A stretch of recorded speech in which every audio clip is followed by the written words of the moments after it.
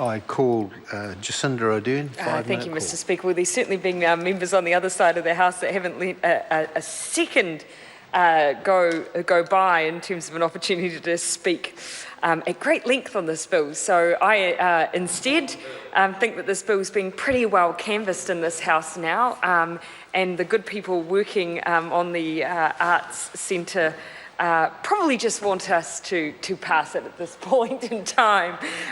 So I won't talk about any great sultans.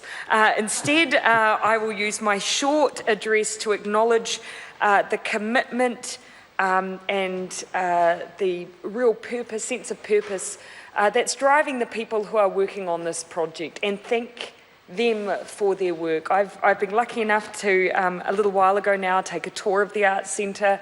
It is indeed a great treasure for the people of Canterbury, but also of New Zealand. And it's a huge burden of work that the people on the ground working on the centre have taken on, but they've done so with such passion.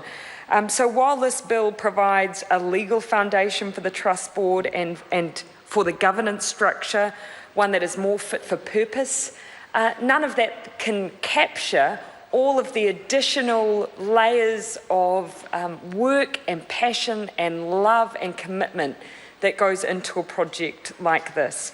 23 Heritage One buildings dating from 1876 to 1923. And of course, despite the terminology in the bill, in this House we haven't forgotten, and I'm sure the Trust won't forget, the importance as well of the Student Union building. And I know that those who have advocated for that building will look forward to an ongoing working relationship with the Trust around ensuring that that too is well looked after. But this is a $290 million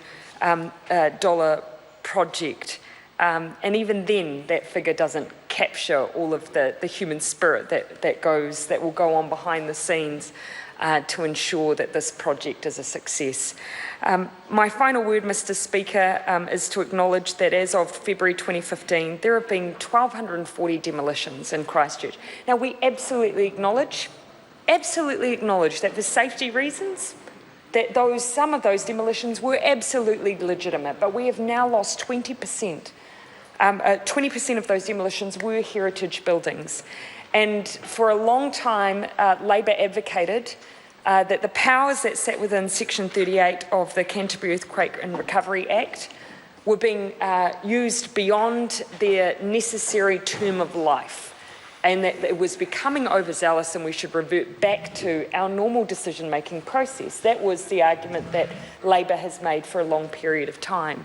And that is because ultimately we do believe that heritage often captures all of the flack when it comes to safety concerns in earthquake-prone cities, and that we need to make sure that when balancing those safety concerns, we don't lose some heritage buildings that can absolutely be saved and used safely by a city and its people.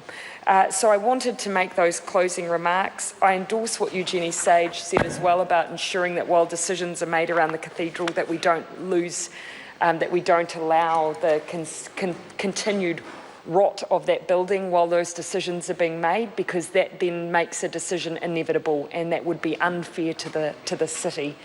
But with those closing remarks, Mr. Speaker, I wish those working on the Arts Centre well. Thank you for your work, and I look forward to visiting the buildings in the future.